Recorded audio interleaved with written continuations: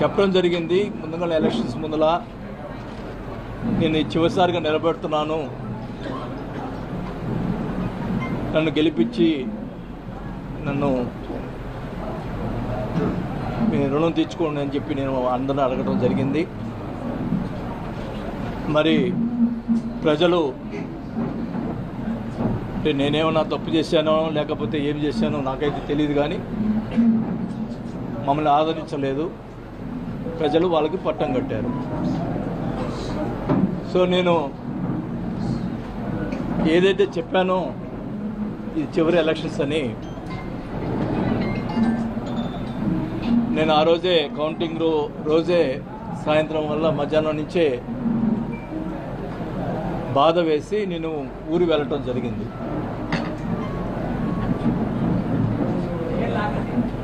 గతంలో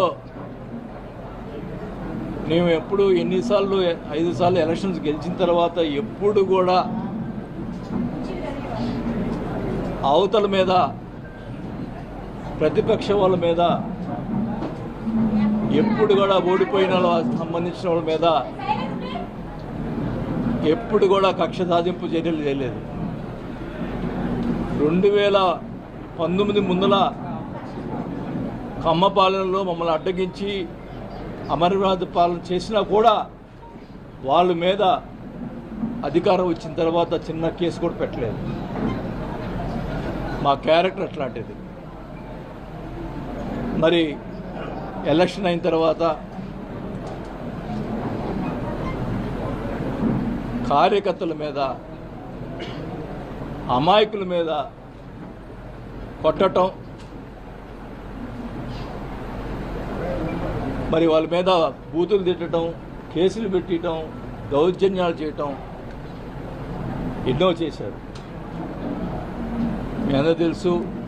మురళీని కానీ వీళ్ళందరినీ ఎలా కొట్టారో, కానీ వాళ్ళ మీద కేసులు పెట్టడం కూడా సరైన కేసులు పెట్టడం కూడా లేదు. అంటే పోలీసులు వన్ సైడ్గా చేశారు. మా మీద ఆ రోజు మురళి ప్రెస్ మీట్ పెట్టా అని చెప్పి కొట్టారంట. నేను అధికారంలో ఉన్నప్పుడు, మంత్రిగా ఉన్నప్పుడు కూడా బోల్డ్ మంది ప్రెస్ మీట్లు పెట్టారు. టీడీపీ వాళ్ళు ఇష్టం వచ్చినట్టు మాట్లాడారు. అంటే ఇప్పుడు వాళ్ళు ఇష్టం మాట్లాడినప్పుడు మేము కూడా ఆ రోజు చర్య తీసుకుంటే ఏమయ్యేవాళ్ళు? మాకు చేత కాకనా? అంటే ఏంటి మీ ఉద్దేశం? ఈ రకంగా చేయటం మంచి పద్ధతి కాదు.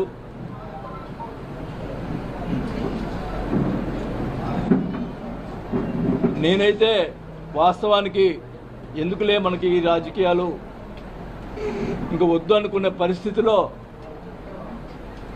మీరే నన్ను మళ్ళా తీసుకొచ్చారు రాజకీయాలకి. ఈ ప్రతిపక్ష వాళ్ళని కూడా ఈ సభాముఖంగా తెలియజేసుకుంటా ఉన్నాను. నేను వదిలిపెట్టను ఒంగోలుని. ఖచ్చితంగా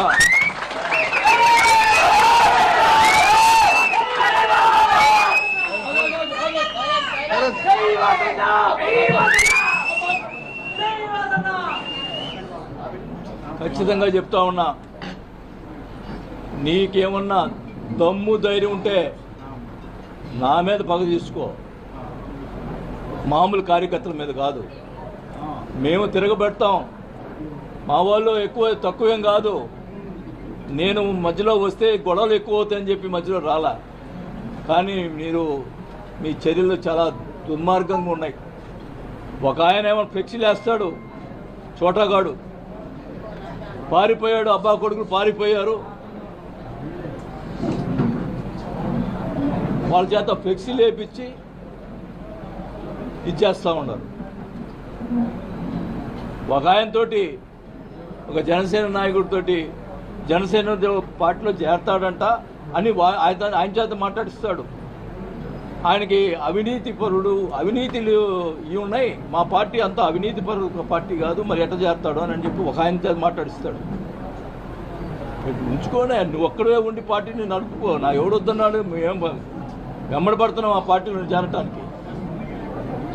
ఒకటైతే చెప్తా ఉన్నా, మీరు ఇంతదాకా వచ్చింది కాబట్టి చెప్తా ఉన్నాం, నేను అధికారులు ఉన్నప్పుడు భూ కబ్జాలు చేశారు, అవి చేశారని మాట్లాడారు.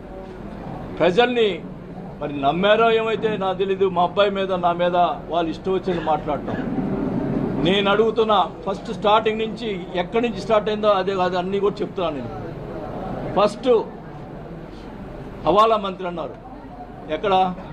చెన్నైలో 5 కోట్ల డబ్బులు దొరికితే ఎవరి? నల్లమల్ల బాలు.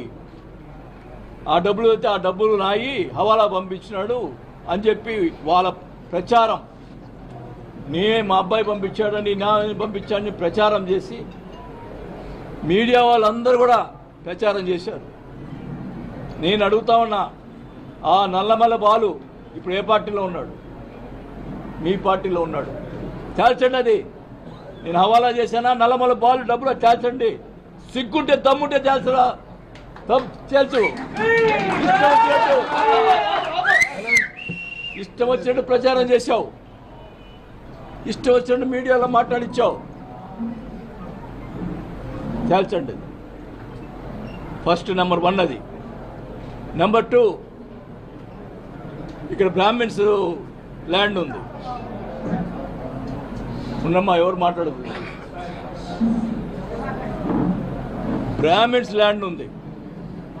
ఆ బ్రాహ్మిన్స్ ల్యాండ్ సంబంధించి మనిషి ఎవరైతే ఆ రోజు నా దగ్గరికి వచ్చి ఈ ల్యాండ్ నేను కొన్నాను, నాకు కావాలని చెప్పి మా పార్టీ వచ్చి అడిగాడో,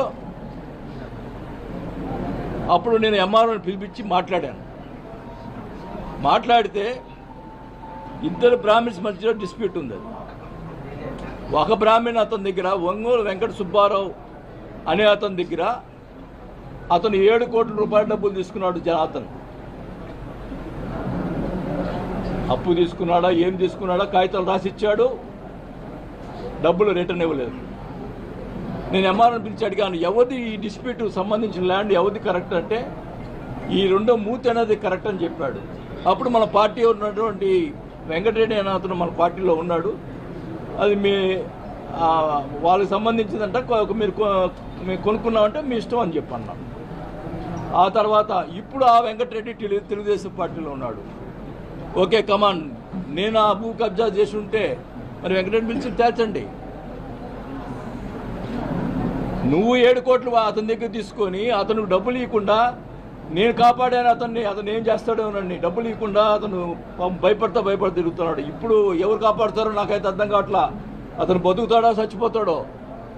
వీళ్ళు చేసే అక్రమాలు చూస్తుంటే, ఈ చేసేటువంటి అవినీతికి, ఈ చేసేటువంటి అరాచకాలు చూస్తుంటే పాపం వెంకట సుబ్బారావుని ఎవరు బతికిస్తారో నాకైతే అర్థం కావట్లా. అతను డబ్బులు ఇవ్వాలా? అతను కోర్టులో డిగ్రీ తెచ్చుకున్నాడు, డబ్బులు 9 కోట్లు కట్టాలని చెప్పి దాదాపు, అది కరెక్ట్గా అమౌంట్ నాకు తెలియదు. అలాంటి పరిస్థితుల్లో అది 2వది. 3వది, పెద్దిరెడ్డి సూర్యప్రకాష్ రెడ్డి ఆయన భూ కబ్జా చేశాడన్నారు, దానికి నేను సపోర్ట్ చేశాడన్నారు. ఇప్పుడు పెద్దిరెడ్డి సూర్యప్రకాష్ రెడ్డి ఏ పార్టీలో ఉన్నాడు?